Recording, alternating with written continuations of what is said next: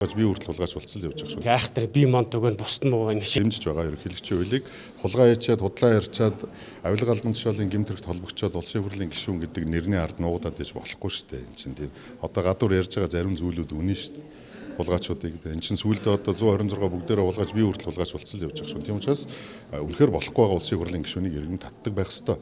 Энэ улсын хурлын гишүүд маань одоо хүчирхийлэл үзүүлээд буруу үлгэр дуурайл үзүүлээд саяны сургуулийн хүүхдүүдийн зодтолт нь харахгүй шүү дээ. Өөрөөсөө буруу үлгэр дуурайл үзүүлж нь болохгүй байгааг татаал за мэдээж хэрэг жагсаалтаар орсон гишүүнийг оруулсан тухай намын удирдах байгууллаганд татах ёстой. За тойрогоос орж ирсэн хүнийг бол одоо арай өөр зохицуултаар явах.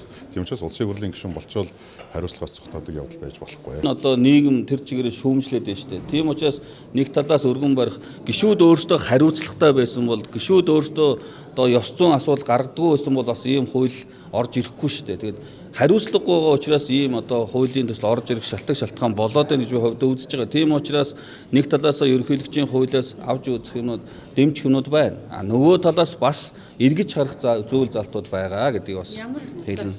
Эргэж харах шаардлагатай. Одоо намын даргын жагсаалтаар одоо орж ирсэн гишүүдэд эргэж харна гэж байж болох уугүй юу гэдэг асуудал байна.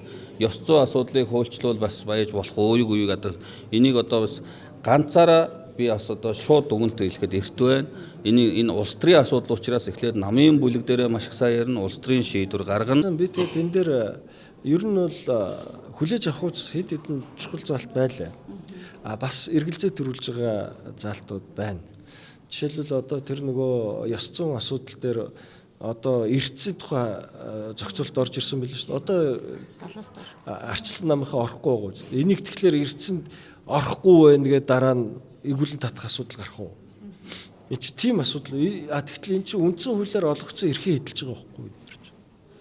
Тэгэхээр энэ ёс зүйн асуудал эднэр дээр нь бол эргэж бас бодолцох хэрэгтэй. Гэхдээ нөгөө хууль санаачлах эрхийнхээ өрөөнд хуулиа санаачилсан байна. Энийг яаж шийдэх вэ? Асуудал нь байгааг хүн гаргаж ирээд тавьж штэ. Ерөнхийлөгч биш байлаа ч гэсэн энэ өөр нам энэ асуудлыг гаргаад тавьж байгаа штэ. Нэгэнт ийм асуудал байхад хэн нэгэн хүн гаргаад тавих л байхгүй.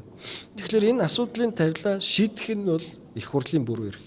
зарим зүйлийг нь бол дэмжиж байгаа. Зарим гэдэг нь одоо мэдээж хуралдаа суухгүй бол эн чинь болохгүй шүү дээ. Эрт одоо сонгогдсон гол ажлыг хийхгүй те хурлаа таслаад яваад иж бол болохгүй. Энэ бол одоо зөв шаардлага тийм үү. Ёс зүйн асуудал одоо хэрэг төвөгт холбогдох юм бол татагддаг байх хэрэгтэй. Энэ бол зөв асуудал. Зүгээр тэр заавал санал өгөх ёстой мөс. Та нар деталь асуудлуудыг мэдчихэж байгаа болов мэдэхгүй болов? Үндслүүдийг мэдчихэж байгаа. Мэдчихэж байгаа юм те. Тэгэхээр яг дотоод тэр санал заавал өгөх ёстой мөс гэсэн тэр заалтууд дээр бол би бол санал нийлэхгүй байгаа. Жишээл одоо юу гэдгийг те одоо ашиг саналын зөрчилтэй хуульч орж ирдэг юм уу? Эсвэл нэг заавал одоо төтөлдсөн байр суурин дээр байх ёстой тийм юунууд хуулиуд орж ирдэг шүү дээ.